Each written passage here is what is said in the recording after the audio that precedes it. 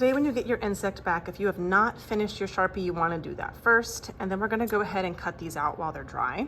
When you are cutting today, you want to try to keep your scissors kind of a little bit on the outside edge of your Sharpie line. That way you aren't cutting your Sharpie line off.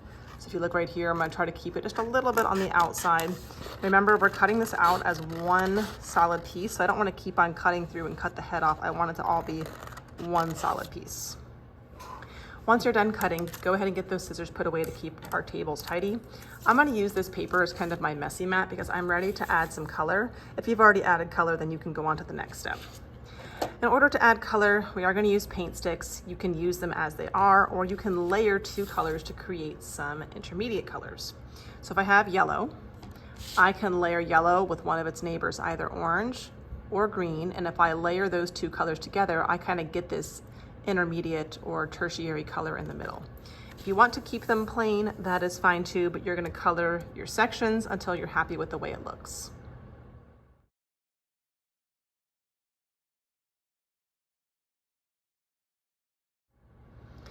Once you have your bug colored, or if it's already been colored and it's cut out, you do want to go ahead and flip it over and write your name on the back with pencil before moving on, and try not to write it in the edges. Try to write it right in the middle. So write your name and also your class code.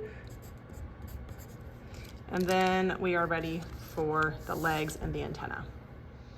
If you're ready for the legs, you're going to get a basket kind of paper strips. Some of them have been cut by me. Some of them are some scraps left over from other kids, but you do need 6. All insects have 6 legs. So you're going to pick out a color that you like, and you are going to use the piece of paper and cut it into 6 pieces. So right now that's a really, really long leg.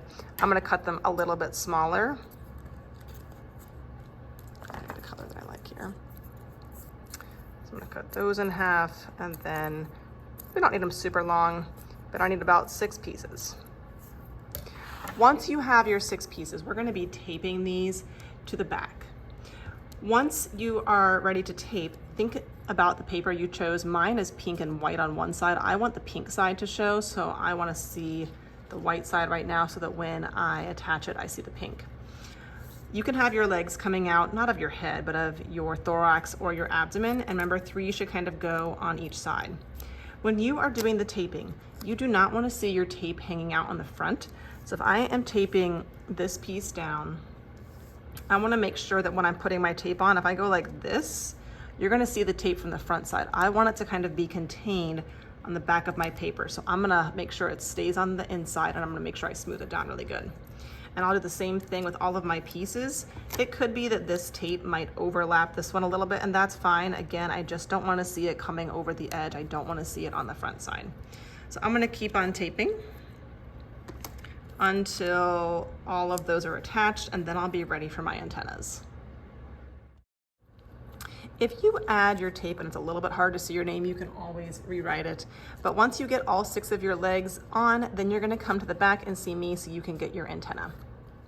While you're at the back, I'm going to be putting a piece of tape kind of on the back side of your insect's head. It's just going to make it a little bit more sturdy. And I'll be using a hole punch to just punch 2 little holes kind of in your head for your antenna. You will then choose a pipe cleaner. 1 pipe cleaner will do. I'm going to pick orange. And to insert this, you're going to take it and you're going to kind of bend the ends together and pinch it a little bit so it kind of looks like a V or a U. And then on the back, you can just take each end and stick them through your holes and just push it all the way up.